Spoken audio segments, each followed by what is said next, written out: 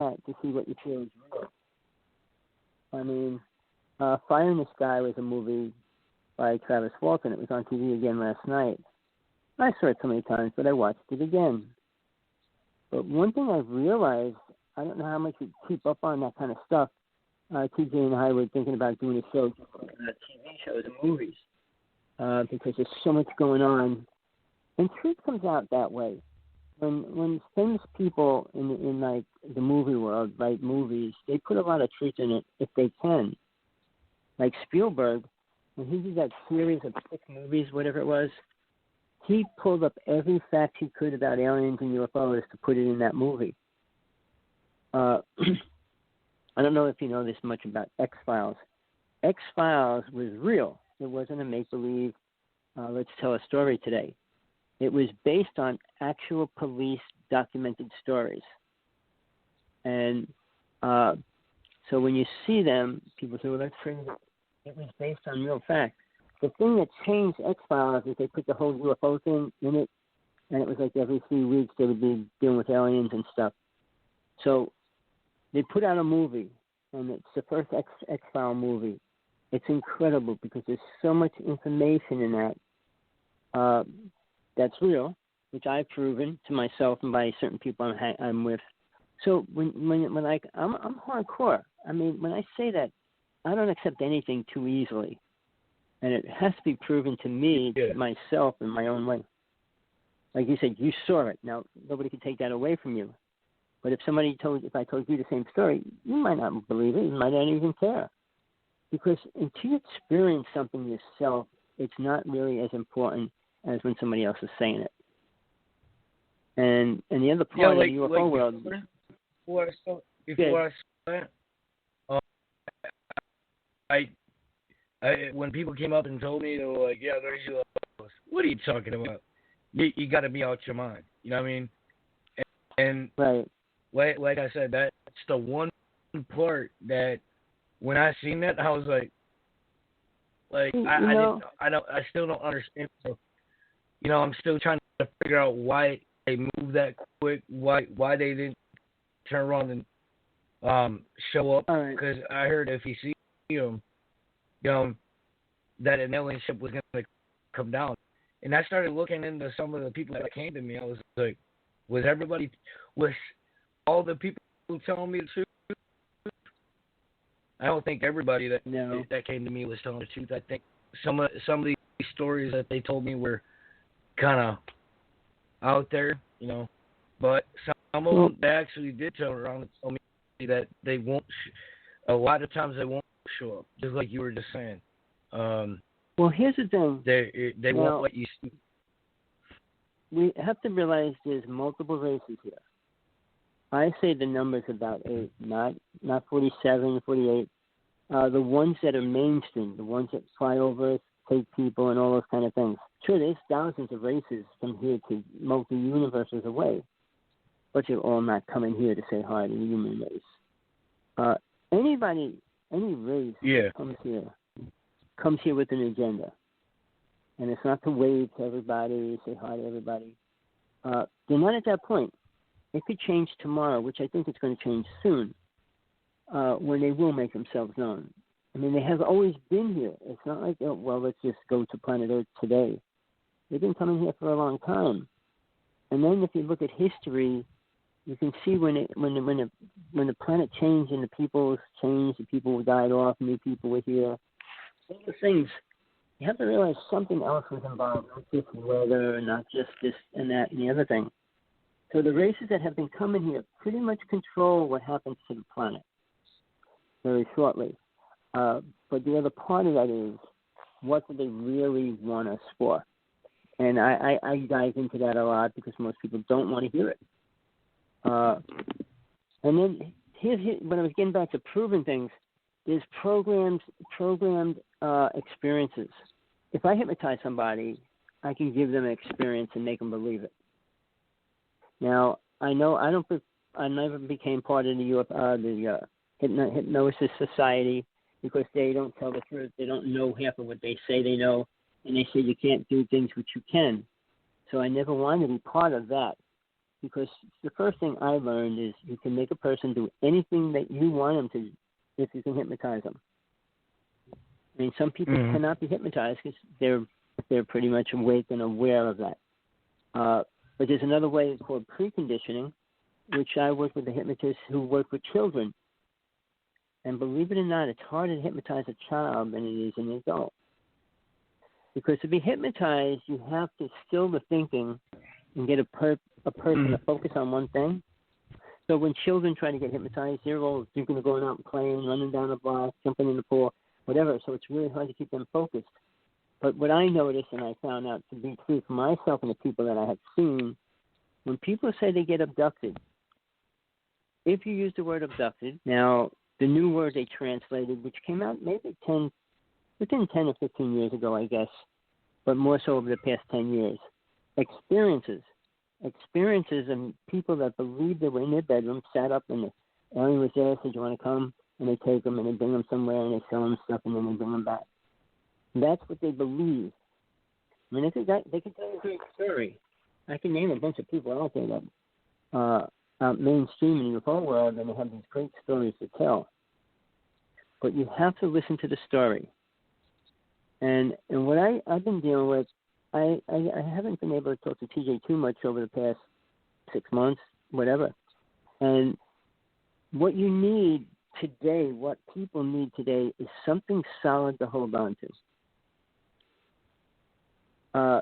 Aliens aren't that place right now. You just can't say, well, I'm going to hold on to an alien and he's going to save me, he's going to protect me, he's going to give me money. No, it's not like that. How much can aliens offer us right now? And as far as actual proof, which I said there's very little, TJ said there's no proof. I have proof of a lot of things that I went through. Like you have witnesses. That's called proof. If there's 100 people there, that's 100 witnesses as proof. If you're in your bedroom and something happens, there's no proof there. So the other thing is, depending on what you say happened, if you say you were taken on a ship and you sat down with them and then they took you somewhere and then they brought you back, in that place, in all the time since the first actually publicized UFO sighting and action of abduction, which is like now 47, there's been no proof. Nobody came back with actual artifacts and said, here's what they gave me, or they gave me this missile pen or something outrageous, and even their clothes. But here's the thing. When you have an experience, you have to realize your mind, and it's hard to grasp something that it never experienced before. Travis Walton, when I brought up Fire in the Sky, he never knew anything about aliens, didn't know anything about a ship or anything. And he's with his friends, and they see this light coming down, and he runs towards it, and his friends run away. And he gets abducted for it's about a week. And he's on a ship, and he comes back. He's in the town, naked by the gas pump, and just about freaking out every which way. But it's taken to today. He still doesn't know what really happened when he was on the ship. With all his hypnosis, people went with him, all the things he went through. I mean, truly, the mind can only hold so much. And he was really being tortured. I mean, I talked over maybe 1,000, 2,000, somewhere in between that, of people that have been abducted.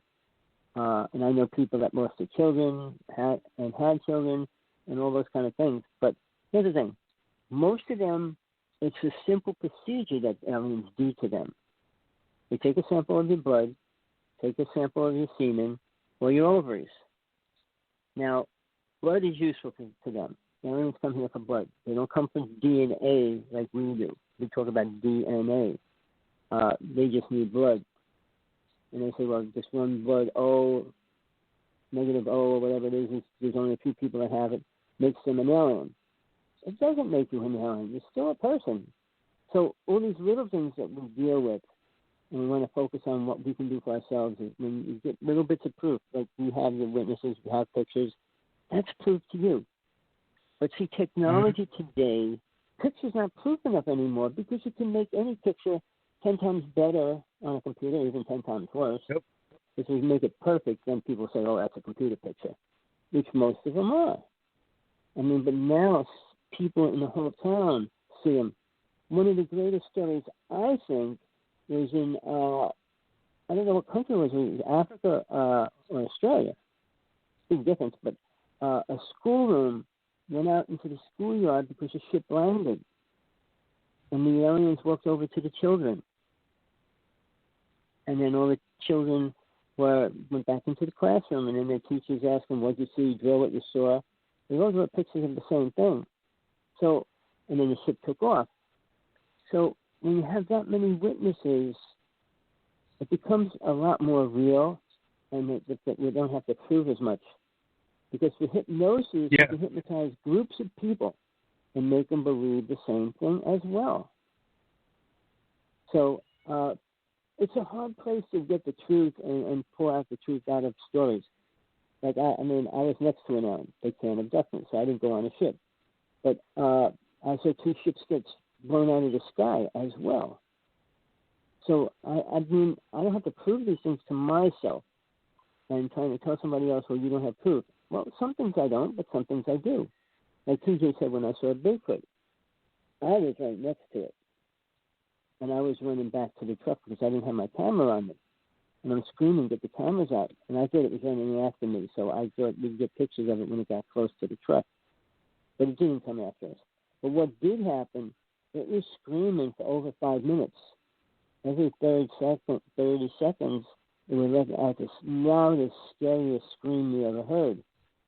So that's proof of something. And I was with a scientist and my good friend, and we all heard it. And then after 5 minutes, it went dead, completely dead. But see, that's proof. There's all levels of proof as well. But when you have 3 witnesses that hear something that's not normal, it helps your case of trying to prove what you're saying. When we go into the UFO world, first you need to prove it to yourself and how much you want to be involved or accept it. Then, do you feel you have enough evidence or proof or stuff to bring out to tell other people? I don't know if you go around telling people this story all the time, or you just did it because you were born on the show and asked the question about it.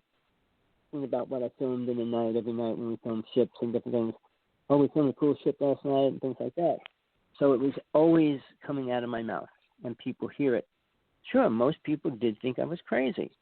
So when I wrote my second book, When Truth is Called Crazy, it was my biography, but it was based on all the things I went through. I don't care if people believe it or not. It's my experiences that I went through, period. You can believe them or not. That's your choice. But if an angel came down, stood before you, and told you a whole bunch of things, would you believe it? And what angel would you say it was?